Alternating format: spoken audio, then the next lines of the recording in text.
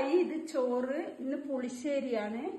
ഇത് കോവക്ക ഉണ്ടാക്കുമ്പോൾ എപ്പോഴും നമ്മളെ യൂട്യൂബ് കല്യാണിനി ഓർമ്മ വരും.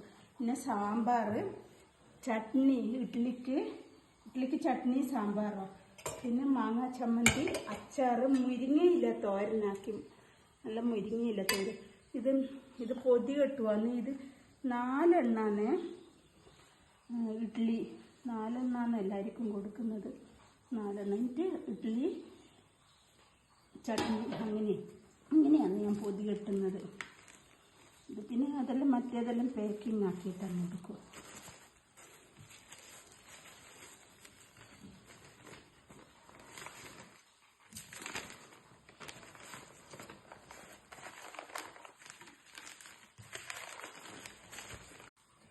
ചോറ് പൊതിയുക.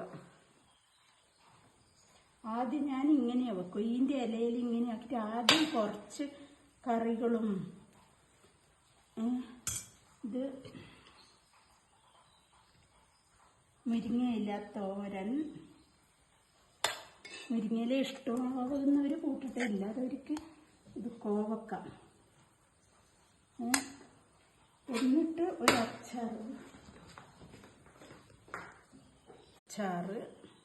എന്നിട്ട് ഞാൻ ഒന്നും കൂടെ ചോറ് ഇതിൻ്റെ മുകളിൽ ഇങ്ങനെ വെച്ച്, എന്നിട്ട് ഒരു മുട്ട പൊരിച്ചത്, എന്നിട്ട് ചോറ് ലേശം കൂടി വെച്ച്. എന്നാലേ കെട്ടും അല്ലെങ്കിൽ ഇതിലെല്ലാം പറ്റി പിടിക്കും. അങ്ങനെയാണ് ഞാൻ കെട്ടുന്നത്. വലിയ ഇതാണ്.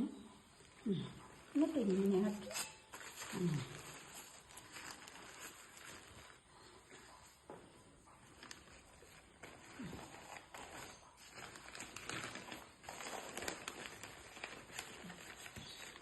ഇങ്ങനെയാണ് ചോറ് കെട്ടുന്നത്.